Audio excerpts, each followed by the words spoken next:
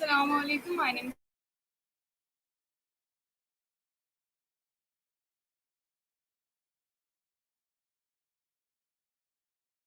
is Imran. I'm the student at Haskell Islamabad campus.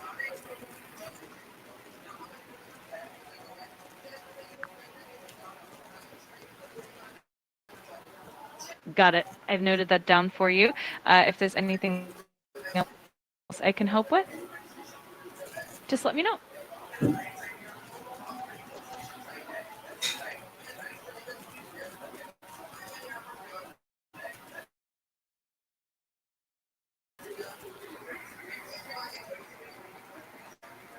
Can true happiness only come when people stop pretending? That's thoughtful insight. Authenticity really does play a big role in finding true happiness. It was definitely easier said than done, but that's a wonderful goal to strive for. Why do people hide their sadness behind a smile? People often hide their sadness behind a smile for a variety of reasons. It can be a way to protect themselves from vulnerability or to avoid burdening others with their emotions. Sometimes societal norms or personal expectations make it easier to appear happy even when they're not. It can also be a coping mechanism to maintain a sense of normalcy or to keep a positive image. It's a complex but very human behavior.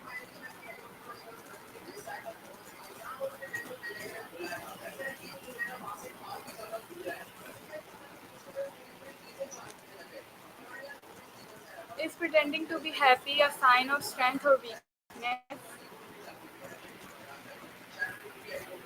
It can be a bit of both depending on the context. On one hand, pretending to be happy can show resilience and a desire to protect others from your struggles, which can be seen as a form of strength.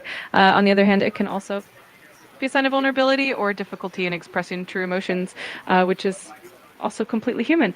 It's all about balance and the reasons behind it.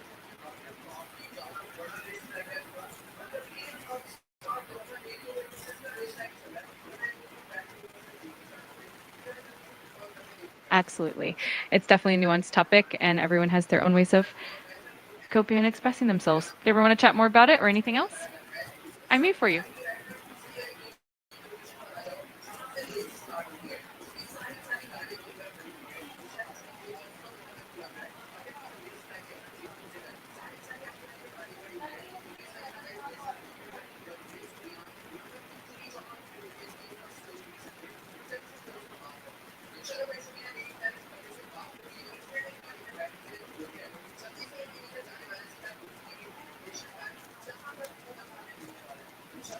Sorry. Is pretending to be happy a sign of strength or weakness? No need to apologize. It's a thoughtful question. Pretending to be happy can be seen as a sign of strength because it shows resilience and the ability to maintain a positive front even during tough times. At the same time, it can also be a sign of vulnerability as it might indicate difficulty in expressing true emotions. It's really a blend of both, and it depends on the situation and the person. Why do women fear being judged from their sadness? Explain in 30 points, and these 30 points are mandatory. So please explain. Absolutely. It's a deep topic with many layers.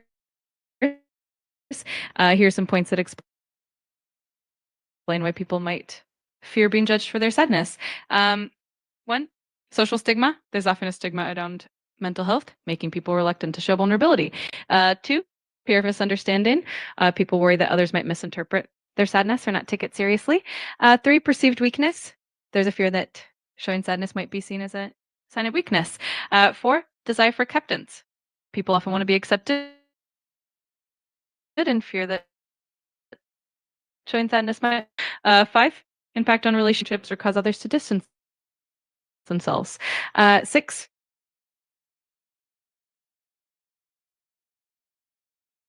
many people. Number seven, in some cultures, showing sadness might be discouraged, promoting a facade of happiness. Number eight, People often want to maintain a certain self-image and fear that sadness might tarnish it. Number 9, emotional.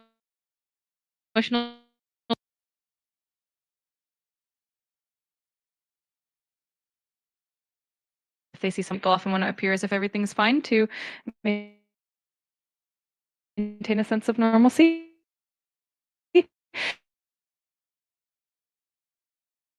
12, self-protect.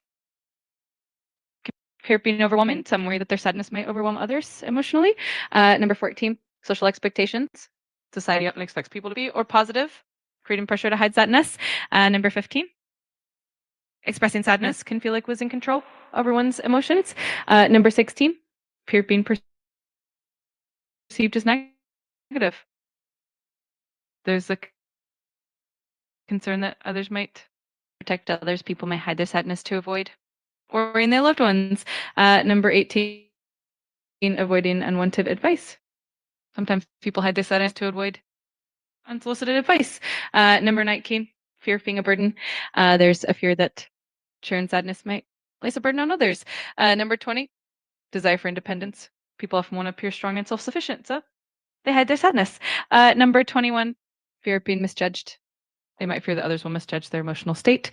Number 22, impact on professional life. There's a concern that showing sadness might impact their profession. Number 23, discomfort. Number 24, desire to maintain a positive environment. 25, personal expectations. 26, past experiences, previous negative experiences with showing vulnerability can make someone hesitant to express sadness. 27, fear of being labeled. There's a concern about being labeled as overly emotional or unstable. 28, desire to maintain control. Keeping sadness hidden can help them feel more in control of their emotions. 29, social comparisons. They might fear being compared unfavorably to others who seem happier. And 30, self-protection. Ultimately, it can be a way to protect their own emotional well-being and maintain a sense of safety. I hope these points help shed some light on the topic. If you have any other questions or need further clarification, just let me know.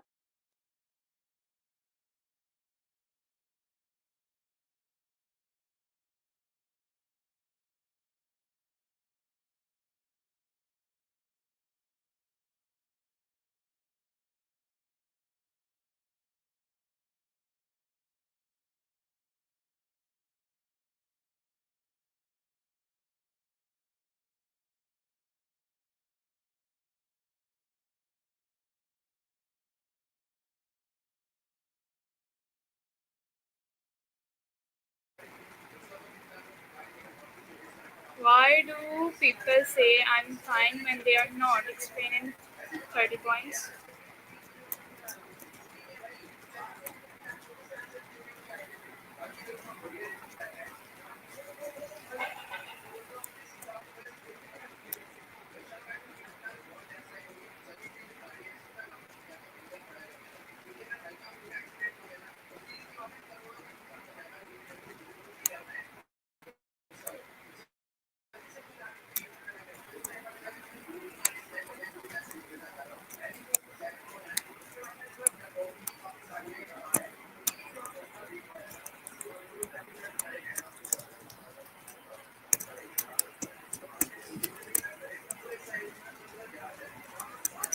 Why do people say I'm fine when they are not?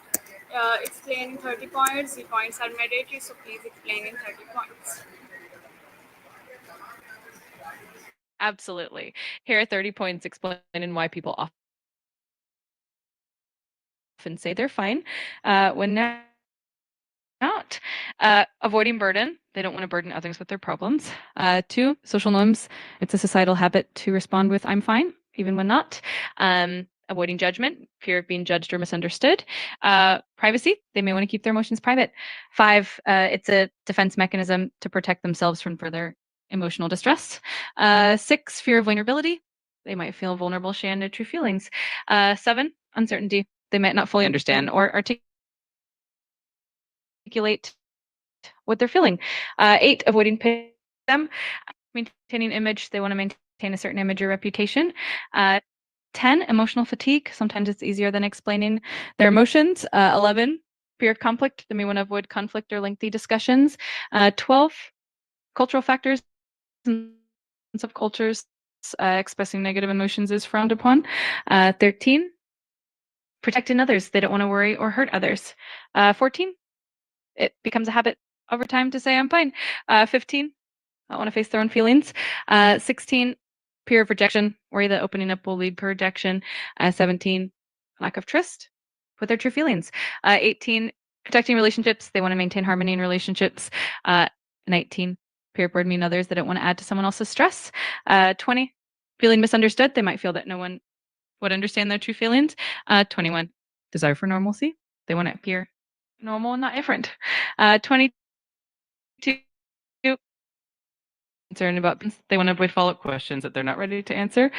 24, self-protection helps them maintain a sense of self-protection.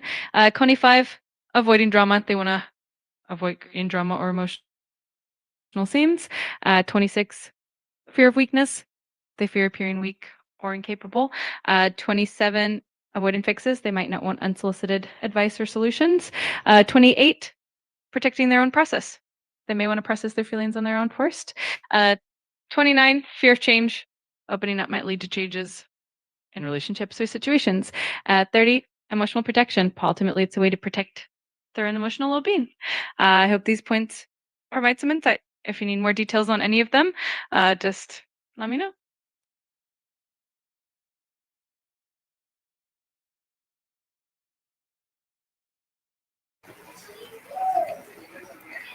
Uh, how does society pressure people to appear happy? Explain in 30 points. Absolutely. Here are 30 points explaining why society often pressures people to appear happy. One, positive social norms. Happiness is often seen as the default and desirable state. Negativity. Society tends to shy away from negativity. Platforms often highlight happy moments, creating a standard. 4, fear of judgment. People fear being judged if they show negative emotions. 5, maintaining harmony. Happiness is seen as a way to keep social harmony and avoid conflict. 6, cultural expectations. Many cultures place a high value on appearing cheerful. 7, stigma around mental health. Showing sadness or distress can be stigmatized. 8, cohesive.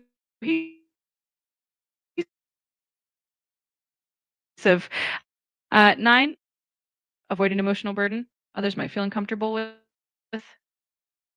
Maybe often rewards positivity with approval and acceptance. 11, emotional contagion. Happiness is contagious, and society promotes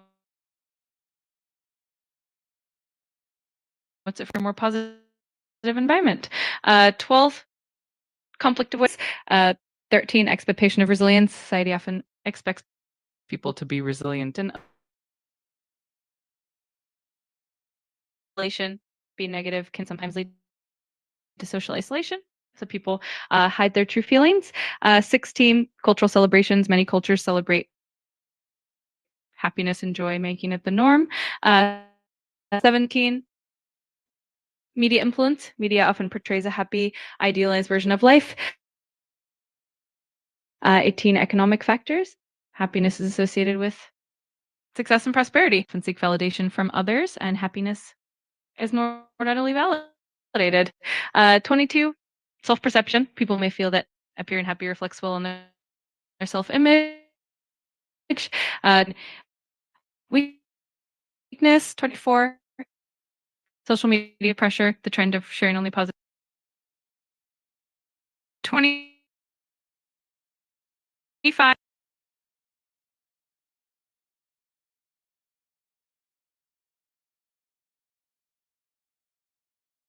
25, prevent difficult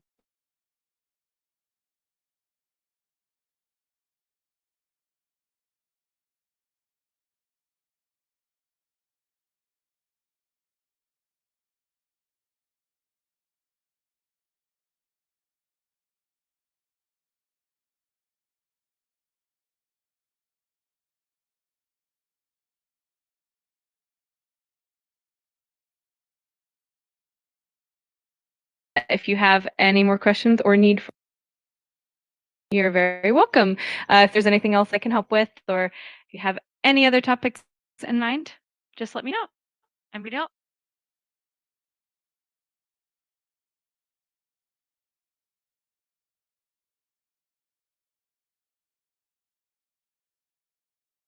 Or just want to chat. Have a wonderful day. Thanks. You too. How Take care does and feel free to reach out anytime. Can pretending to be happy sometimes trick the brain into feeling better? Explain 30 points.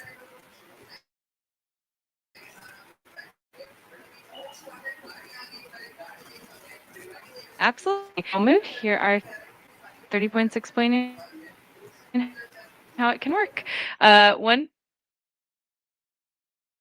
One facial feedback hypothesis, smiling can send signals to the brain that you which can actually elevate your mood. 2, release of neurotransmitters. Pretending to be happy can trigger the release of dopamine and endorphins, which are associated with feelings of pleasure. 3, reduction of stress hormones. Smiling can lower cortisol levels, reducing stress. Improved mood. Even peaking positive emotion can help lift your overall mood. 5, increased resilience over time. This can build emotional resilience and help you cope better with challenges. 6, enhance social interactions. People are naturally drawn to happy individuals, which can improve relationships. 7, positive feedback loop. The brain often responds to positive actions with more positive feelings. 8, improve self-esteem. Acting happy can sometimes make you feel more confident and capable. 9, better mental health. Consistently practicing. 10, enhanced cognitive function. Positive emotions can improve focus. And 11, better physical health. Positive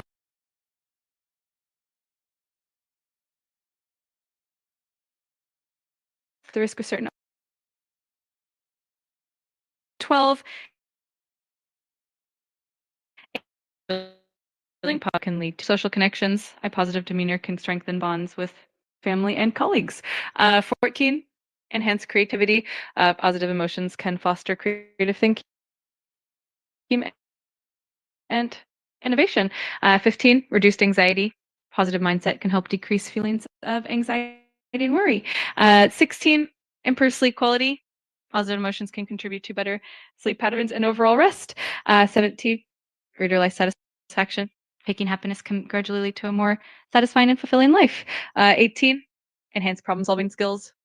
A happier brain is better at thinking through problems and finding solutions. 19,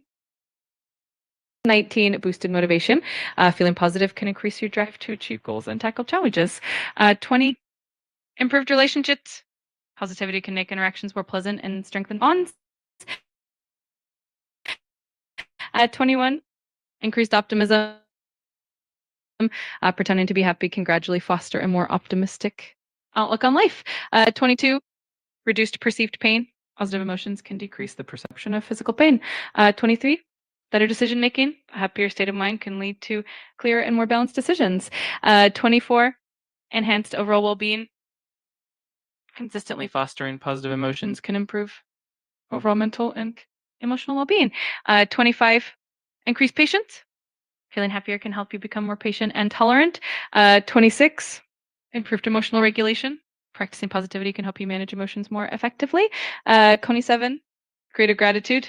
Faking happiness can sometimes lead to a greater sense of gratitude for the positive aspects of life. 28, improve coping skills. A positive outlook can make it easier to cope with difficult situations. 29, increased sense of control. Feeling happy can give a greater sense of control over your own emotions and life. 30, overall happiness boost. In the long run, consistently practicing a happy demeanor can lead to a genuinely more positive and fulfilling life. I hope these points are helpful. If you need any more information or Do have other people questions, act just let me know. happy to protect their loved ones? Explain in 30 points.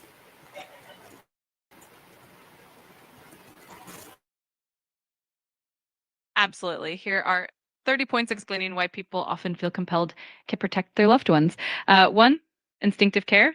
It's a natural instinct to protect those we care about, stemming from a survival mechanism. 2, Emotional bond, deep emotional connections drive a desire to ensure their safety and happiness. Three, reciprocity. We often feel a need to return the care and love we've received from them. Four, a sense of responsibility. We feel responsible for their well-being and happiness. Five, empathy. Being able to empathize with their emotions makes us want to shield them from pain. Six, love inherently comes with a protective instinct. Seven, desire to prevent hurt. We want to prevent our loved ones from experiencing pain or hardship. Eight, we strive to create a sense of safety and security for them. Nine, shared history, the experiences and memories of instincts. 10, many people are raised with values that reciprocal support. We know that they would do the same for us, creating a cycle of protection. 12, psychological comfort. Protecting loved ones gives us a sense of purpose and psychological comfort. 13, evolution is the survival of the emotional support we get from them motivates us to protect them in return. 15, sense of identity. Our identity is often intertwined with our loved ones, making their well-being a part of our own. 16, protective instinct. This instinct is deeply rooted in human nature, often kicking in automatically. 17, there's an altruistic drive to put their needs above our own. 18, sense of achievement. Protecting loved ones can give us a sense of accomplishment and fulfillment. 19, social and cultural expectations. Many cultures emphasize protecting family and loved ones as a core value. 20, emotional stability. Knowing they're safe gives us emotional stability and peace of mind. 21, reciprocal love. We protect them because we know they love us deeply in return. 22, protective barrier. We see ourselves as a barrier against harm for them. 23, self-worth. Our self-worth is often tied to how well we care for our loved ones. 24, sense of loyalty. Loyalty drives us to stand by and protect them through thick and thin. 25, desire for their happiness. We genuinely want to see them happy and fulfilled, and protection is a big part of that. 26, we envision a future with them and want to ensure it's a brief.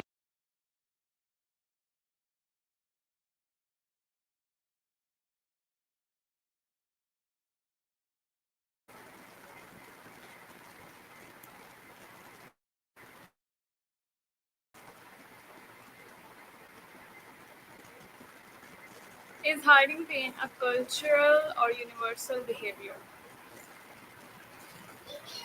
The tendency to hide pain is quite complex and can be influenced by both universal and cultural factors. Universal aspects, psychological mechanism. Humans have a universal psychological tendency to protect themselves from emotional distress. Two, social survival. People often hide pain to avoid being perceived as weak or to maintain social harmony. Three, emotional regulation. The ability to regulate emotions and hide pain is a common coping strategy. Cultural aspects. Different cultures have varying norms regarding the expression of pain. For instance, some cultures encourage stoicism, while others emphasize open emotional expression. 5, stigma and shame. In Thai cultures, there's a stigma associated with showing vulnerability, leaving people to hide their pain.